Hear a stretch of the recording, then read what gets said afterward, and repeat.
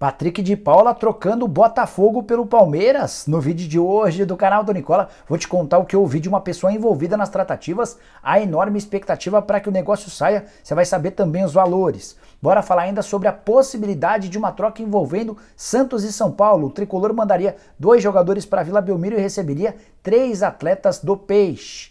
Tem ainda novidades sobre Marcos Antônio, meio-campista do Shakhtar Donetsk, especulado no Flamengo. Dia de novidades no Corinthians. Tem o Ronaldo Fenômeno admitindo que pode não comprar o Cruzeiro. Tudo sobre a classificação do América para a fase de grupos da Libertadores da América, além das últimas do mercado. Você não perde por esperar.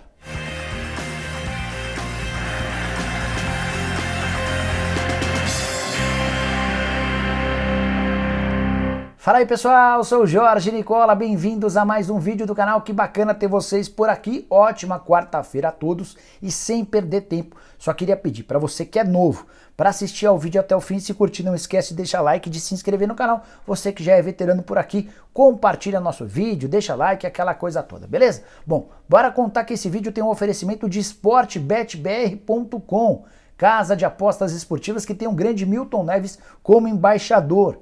Nessa quarta-feira tem um monte de jogo legal. Liga dos Campeões, campeonatos estaduais, Copa do Brasil. Separei 2 jogos com cotações legais. Primeiro deles, Campeonato Paulista, Ferroviária e Santos. Jogo absolutamente decisivo para os 2 times que lutam contra o rebaixamento. A vitória da Ferroviária paga R$ 2,86 para cada real apostado. Já o empate paga R$ 3,01 se o Santos vencer R$ 2,37. No Rio de Janeiro, primeira partida semifinal do Campeonato Carioca, de um lado o Vasco, do outro o Flamengo. Vitória do Vasco paga R$ 7,60. O empate paga R$ 4,37, se der Flamengo R$ 1,34. Sempre lembrando que na sportbetbr.com você tem 100% de bônus no valor do seu primeiro depósito. E os outros depósitos continuam te rendendo alguma grana, 10% em cima de cada valor a partir do segundo depósito. Para não ficar fora, é só pegar o link que eu vou deixar no comentário fixo, faz seu cadastro e começa a aproveitar, beleza? Bora começar o vídeo com o tradicional giro de notícias e a primeira informação é sobre o Vasco da Gama, que prepara para as 4 da tarde desta quarta-feira o anúncio de sua nova camisa branca, bastante elogiada por aqueles que já viram. Já que falei sobre o Vasco, quero contar que já são mais de 30 mil ingressos vendidos para o confronto contra o Flamengo, marcado para as 20 horas no Maracanã, partida de ida da semifinal do Campeonato Carioca. A volta acontece no fim de semana. Seguindo com o giro de notícias, contei para vocês outro dia que Metallica e Iron Maiden estão confirmados com shows no Morumbi. Outra possibilidade de show no estádio do São Paulo para essa temporada é de Avril Lavigne, que tem apresentação marcada para setembro no Rio de Janeiro. Ela vai participar do Rock in Rio e o Morumbi, junto dos organizadores do show, tentam chegar a um acordo para que ela se apresente também em São Paulo. Para completar, bora contar que o Ceará conseguiu classificação para a próxima fase da Copa do Brasil, vitória por 2-0 em cima do Tunaluz em casa. O Vina abriu o placar e o Kleber marcou o segundo gol. Dessa maneira o Ceará garante participação na terceira fase e mais R$ 1.900.000 de cota de participação. Por último, mas não menos importante, contar que o Canóbio, meio atacante uruguaio, é pretendido pelo Atlético Paranaense. Informação que vem do próprio Uruguai, jogador que pertence ao Peñarol, contrato até dezembro. A ideia do Furacão é contratá-lo o mais rápido possível. Bora falar agora sobre o América com uma classificação muito bacana. O Coelho foi a Guayaquil, no Equador, segurou 0-0 com o Barcelona no tempo normal. Na semana passada houve empate em 1-1 em Minas Gerais e com os 2 resultados iguais, a decisão foi para os pênaltis e Jailson, ex-goleiro do Palmeiras, acabou defendendo uma das cobranças do Barcelona. A vitória por 5-4 do América, que está garantido na fase de grupos. Dessa maneira vai embolsar 3 milhões de dólares ou mais de 15 milhões de reais. Primeira participação do América numa Libertadores da América e o clube conseguiu com enormes dificuldades passar pelas 2 fases de mata-mata da pré-Libertadores. Já havia passado também nos pênaltis contra o Guarani do Paraguai. Só mais uma coisa importante sobre o América: o Jailson, depois da partida, admitiu que havia decidido por se aposentar para a temporada atual. Já tem mais de 40 anos de idade, teve aquele problema em relação ao Cruzeiro, mas a esposa do Jailson o convenceu a continuar jogando para a sorte do torcedor do Coelho. Bora falar sobre o Corinthians, que promete novidades importantes para essa quarta-feira, véspera de clássico contra o Palmeiras. Nessa quinta, no Allianz Parque, tem Palmeiras e Corinthians em jogo da sexta rodada do Campeonato Paulista, jogo atrasado. Mas, para essa quarta-feira, a expectativa é de pelo menos 1 ou 2 grandes anúncios.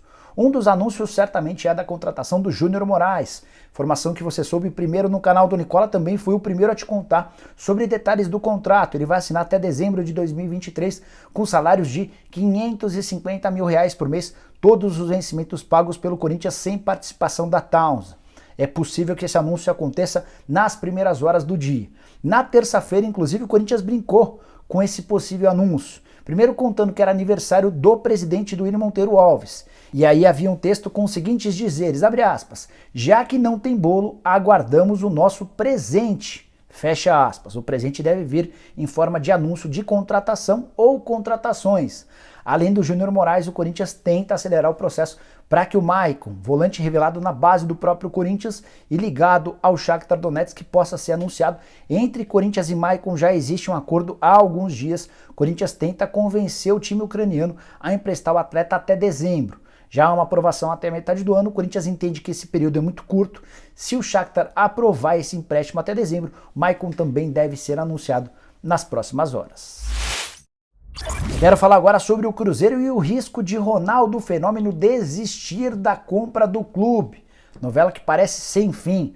Ronaldo, depois de 87 dias desde o acordo com a Raposa, ainda não assinou o documento que o sacramenta como dono do clube. Nesta terça-feira, em uma live lá no seu canal, Ronaldo deixou clara a possibilidade de não comprar o Cruzeiro. Ele anda muito preocupado com as dívidas tributárias, que somam algo na casa dos 200 milhões de reais. E o que ele tem tentado deixar claro para torcedores e mais especialmente para membros do Conselho Deliberativo é de que esses 200 milhões de reais em dívidas podem, num futuro não muito distante, causar a penhora dos centros de treinamento, onde o time mantém a forma. Não só o time principal, como as categorias de base, time feminino, entre outros. É diante desse cenário que o Ronaldo pede para que os membros do Conselho Deliberativo da Raposa aceitem que a Toca 1 e a Toca 2 sejam integrados a esse acordo, ou seja, passem a ser da SAF, da Sociedade Anônima do Futebol, e não mais tenham ligação com a associação ou com o clube que vai se manter, mas sem a participação do Ronaldo Fenômeno. Ronaldo chega a dizer o seguinte, durante essa live, abre aspas, a gente se responsabiliza por uma renegociação da dívida tributária, honra o pagamento, garante a propriedade da Toca 1 e no final do pagamento as tocas passariam para a SAF. Com isso, eu posso garantir que o Cruzeiro não perde as tocas e jamais vai ficar sem treinar. É a única maneira que temos de desenvolver com segurança esse grande ativo do nosso Cruzeiro, com garantia de que teremos o controle das tocas. Nessa mesma live, Ronaldo ainda deixou clara a possibilidade, ou pelo menos a sugestão, ele disse que considera necessária a abertura de um processo de recuperação judicial ou extrajudicial do Cruzeiro como associação, algo que causou enorme susto nos torcedores. Quero contar para vocês que nos bastidores a relação entre as pessoas da associação e o Ronaldo não é das melhores. E enquanto esse projeto não for assinado de fato, para que ele se torne dono, de fato, segue existindo o risco de Ronaldo não assumir definitivamente o clube. Bora falar agora sobre Moisés, meia de 33 anos de idade, passagens vitoriosas por Palmeiras, Portuguesa, América Mineiro, é jogador do Shandong Luneng há 3 temporadas. O contrato dele termina na metade do ano e eu posso assegurar para vocês que é grande a chance de ele não permanecer na China. Até mandei mensagem para ele sobre esse assunto, ele preferiu não responder. De qualquer forma, consegui apurar com empresários brasileiros que trabalham no futebol chinês que a permanência dele lá corre enorme risco.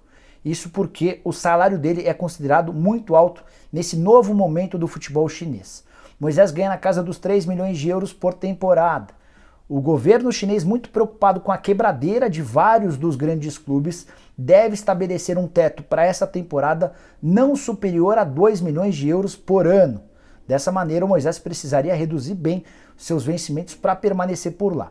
Como o Moisés ainda nem voltou para a China, tem mantido a forma no Brasil e seu contrato está bem perto do fim, é natural que a partir das próximas semanas clubes brasileiros passem a procurar o Moisés com a intenção de contratá-lo. Jogador que na passagem pelo Palmeiras viveu grande fase, no futebol chinês também foi super importante nas conquistas do Campeonato Nacional da temporada passada e do bicampeonato da Taça da China. O Shandong Luneng é um dos principais times do país, mas vinha tendo bastante dificuldade. A chegada do Moisés representou, coincidência ou não, um momento de alta, um momento de virada e de conquistas. Para arrematar, é legal contar que o Moisés, com a camisa do Shandong Luneng, disputou 46 jogos, 7 gols e 8 assistências. Curiosidade, 46 jogos em 3 temporadas. No futebol brasileiro, 46 jogos representam um pouco mais de um semestre. Bora falar agora sobre um boato que surgiu muito forte ao longo da terça-feira, a informação de que Marcos Antônio, meio-campista de 21 anos de idade, que pertence ao Shakhtar Donetsk, que interessa ao Flamengo. Essa informação foi divulgada pelo Fábio Sormani, que é comentarista dos canais ESPN. Ele assegurou que entre Flamengo e Marcos Antônio o negócio está muito perto e que o Shakhtar deve anunciar nos próximos dias, talvez nas próximas horas, o empréstimo do jogador ao rubro-negro, um empréstimo até dezembro, com a opção de compra de 5 milhões de euros ou 28 milhões de reais por 50% dos direitos econômicos. Antes de gravar o vídeo, conversei com o dirigente do Flamengo via WhatsApp e ele não quis confirmar as tratativas, não desmentiu a possibilidade de o Marcos Antônio ser contratado, mas não confirmou o interesse rubro-negro e as negociações em andamento. Marcos Antônio é muito bom jogador, do tipo volante moderno, que tem muita qualidade com a bola nos pés e no momento sem bola se transforma num ótimo defensor. Só 21 anos de idade, foi revelado na base do Atlético Paranaense, mas não teve a oportunidade no Furacão. Acabou indo para o Estoril, em Portugal, e depois se transferiu por 3 milhões e meio de euros para o Shakhtar Donetsk. Tem 101 jogos, 9 gols e 5 assistências desde que se mudou para o time de Donetsk, que já faz tempo que não joga por lá, vinha jogando em Kiev. Assim como todos os outros brasileiros do Shakhtar, ele saiu recentemente do país e está no Brasil, aguardando cenas dos próximos capítulos. A ideia de ficar por aqui, especialmente num clube como o Flamengo, parece ser bastante interessante para ele. Antes de mudar de assunto, só mais uma informação sobre o Flamengo. Esse mesmo dirigente rubro-negro com quem conversei sobre o Marcos Antônio, eu perguntei para ele sobre o Arturo Vidal, meio-campista chileno que na segunda-feira, em uma entrevista à TNT Sports, se declarou ao Flamengo. Esse dirigente disse que é curioso ver o Vidal falando tão bem do Flamengo, mas na hora de negociar é sempre muito complicado. Ele faz pedidas altas, diz que quer continuar na Europa, então os dirigentes rubro-negros estão meio indecisos, estão meio sem saber o que de fato o Vidal quer. Porque não é a primeira vez que ele se declara rubro-negro, não é a primeira vez que ele demonstra a intenção de jogar no clube, mas toda vez que o Flamengo o procura para tentar um acordo, as tratativas são bem complicadas. E essa história de que Santos e São Paulo estão armando uma grande troca. 3 jogadores do Peixe saindo da Vila Belmiro e indo para o Morumbi, com 2 jogadores do São Paulo se mandando para a Vila? Bom, essa história começou no GE e a informação é de que os presidentes do Santos e do São Paulo se reuniram à tarde para tratar sobre esse assunto. O Santos tem interesse nas contratações dos volantes Luan e também Tietê. Em troca, o Santos teria oferecido uma lista de atletas. Essa relação conta com 3 jogadores, 2 deles seriam o zagueiro Luiz Felipe e o volante Jobson. Não é preciso ser especialista em futebol para entender que a troca é péssima para o São Paulo e muito boa para o Santos. Mas, de qualquer forma, fui ouvir um dirigente importante do Tricolor. Esse dirigente logo de cara assegurou que essa tal reunião que aconteceu à tarde para tratar sobre esse assunto não existiu. O presidente Júlio Casares e o presidente Andrés Rueda de fato se encontraram durante a tarde de terça-feira, mas foi mais uma das reuniões em meio a uma série que discutiram, por exemplo, a criação da Liga. Não se falou especificamente sobre uma troca de jogadores. O que se sabe na parte do São Paulo é que o Santos gostaria de contar com o Tietê. O nome do Luan nunca foi falado, até porque não existe nenhuma vontade do São Paulo em abrir mão do Tietê. Aceitar Luiz Felipe e Jobson também está completamente descartado. O que eu ouvi desse dirigente importante do São Paulo é: se o Santos quer contratar o Tietê, que faça uma proposta de empréstimo ou de compra em definitivo para que o São Paulo avalie. Vale lembrar que o Tietê tem contrato com o São Paulo e está emprestado ao Atlético Mineiro até o fim do campeonato estadual. Ele será devolvido nos próximos dias ao Tricolor, tenho certeza absoluta de que o Atlético não colocaria qualquer empecilho para que ele se mudasse por agora para a Vila Belmiro, mas São Paulo certamente vai querer alguma compensação financeira do Peixe para que esse negócio avance. Bora fechar o vídeo com a grande bomba da terça-feira, a história de que Patrick de Paula interessa ao Botafogo. Vou dizer mais, não é só um interesse, existe uma negociação em andamento. Durante o programa do Nicola dessa terça-feira, muita gente me perguntando sobre esse assunto e eu mandei mensagem para um dos representantes do Patrick de Paula, jogador do Palmeiras. Perguntei, e essa história é quente? A resposta foi a seguinte: está quente, vai fechar, fecha aspas. Ainda perguntei, mas sério, vai fechar mesmo?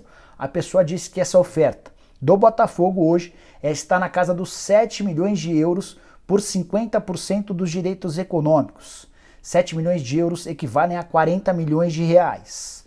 Isso por metade dos direitos econômicos, o Palmeiras continuaria com a outra metade. Fui conferir no Transfer Marketing para saber em que valor está avaliado o Patrick de Paula. O valor dele no Transfer Marketing é de 16 milhões de euros, pouco inferior aos 14 milhões de euros que totalizariam essa proposta do Botafogo, levando em consideração os 50% de direitos econômicos que seriam adquiridos pelo John Textor. Ainda de acordo com essa pessoa com quem conversei, o John Textor, o novo dono do Botafogo, resolveu abrir os cofres e quer transformar o Patrick de Paula no grande alvo, no grande nome contratado pelo Botafogo para esse momento. O jogador que já tem a aprovação do Luiz Castro, o novo técnico do Fogão. É importante contextualizar que o Patrick de Paula, que surgiu muito bem no time principal do Palmeiras, já está com 22 anos de idade e nas últimas janelas não teve proposta, até pela queda técnica e física dele. Por exemplo, em 2022 o Patrick só disputou 4 dos 14 jogos que o Verdão fez. Desses 4 foi titular em 2, reserva em outros 2. Num dos 2 jogos em que ele foi reserva, ele entrou apenas no último minuto em campo. Ou seja, não é um jogador da primeira prateleira, não está entre os mais importantes do Palmeiras. Minha curiosidade é saber a sua opinião. 7 milhões de euros por 50% dos direitos econômicos. Bom negócio?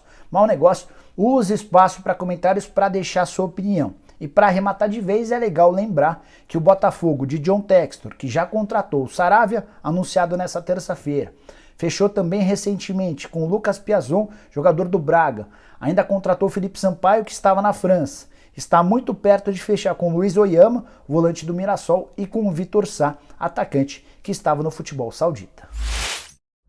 Bom, pessoal, eram todas essas, as várias informações que eu queria dividir com vocês nessa quarta-feira. Quem curtiu o vídeo, não esquece de deixar like. Se você ainda não é inscrito no canal, aperta esse botãozinho vermelho de inscreva-se. Se inscreva também no nosso canal de cortes para não perder nenhum conteúdo, beleza? Abraço, boa quarta, tchau!